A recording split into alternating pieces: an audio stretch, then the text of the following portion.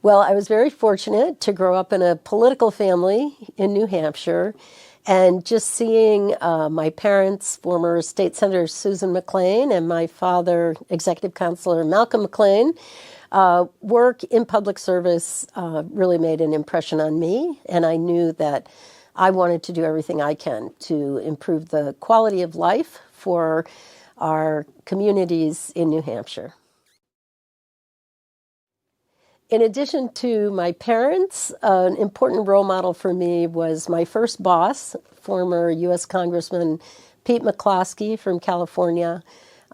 He has stuck with me, and we lost him just recently. He died this spring, but he was a wonderful role model in terms of being a part of government, believing in government, but making a difference and speaking up. I first met him when I was 16 years old, and he was running for president against Richard Nixon as a protest of the Vietnam War.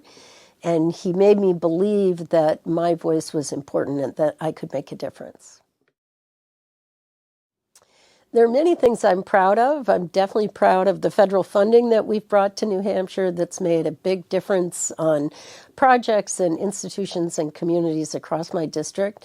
But I think the issue that I was most engaged in is working on mental health and addiction, supporting families, working on prevention, treatment, recovery, housing, law enforcement, the interdiction of fentanyl at our borders, every aspect in a bipartisan way.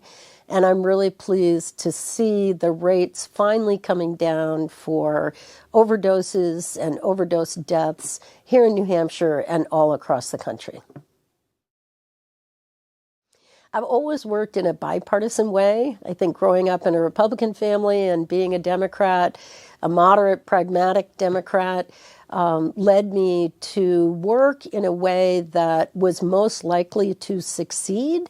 And I'm very proud of the work on the bipartisan task force to address mental health and addiction.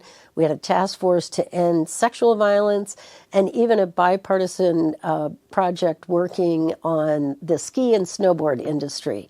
So that's the way to get the job done.